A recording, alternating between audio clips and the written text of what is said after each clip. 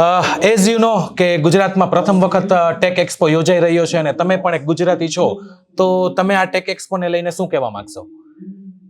જોકે આ tech expo આપણા ગુજરાત માટે નહીં, આખા ઇન્ડિયા માટે નહીં, નરેન્દ્રભાઈ માટે પણ બહુ મહત્વનો છે.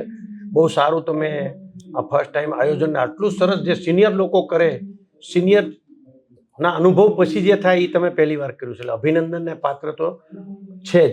યંગસ્ટરોને બહુ આમાંથી પ્રેરણા મળશે, ઉત્સાહ મળશે, કારણ કે આવા પ્રોગ્રામ થવાથી જે લોકોને તમે શેરિંગમાં બોલાવી શકો છો, દુનિયા જે નથી સ્વીકારી શકતું એ એના શબ્દોમાંથી સ્વીકારી શકશે.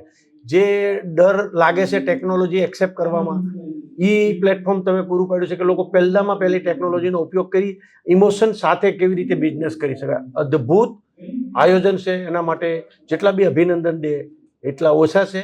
અને ગુજરાત સરકાર, ભારત સરકાર આના માટે બહુ એક્સાઇટ છે અને તમને એ પણ અભિનંદન પુષ્કળ આપશે. આઈ નો.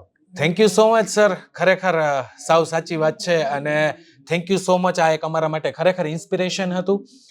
બીજા ક્વેશ્ચન તરફ જાઉં તો એક નોન એન્ટરપ્રિન્યોર, જાણીતા ઉદ્યોગપતિ તરીકે તમે તમારી ઇન્ડસ્ટ્રીને શું મેસેજ આપવા માંગશો ટેકનોલોજી બાબતે? અમારી ઇન્ડસ્ટ્રી, આઈ થિંક કે અમે ઇન્ડસ્ટ્રીમાં પણ પૂરું પરિવર્તન લાવ્યા છીએ. છેલ્લા જે 2007થી 8થી અમે કામ કરી રહ્યા છીએ, પૂરી ઇન્ડસ્ટ્રીમાં એક ઇનોવેટિવ આવ્યું છે. આખું સ્ટ્રક્ચર બદલાણું છે, મેન્ટાલિટી બદલાણી છે, એમ્પ્લોયર અને માલિક પ્રત્યેની બેની ભાવના બદલાણી છે, અને ટેકનોલોજીનો ઉપયોગ કરીને માણસને અમે સ્માર્ટનેસ અને એની સ્કિલ અપગ્રેડેશન કરી છે. કોસ્ટમાં અમે બહુ સુધાર લાવ્યા છીએ, પ્રોડક્શનમાં બહુ સુધાર લાવ્યા છીએ. આઈ થિંક કે અમારી ઇન્ડસ્ટ્રીએ તો આનો એડવાન્ટેજ હાઈએસ્ટ લીધો છે.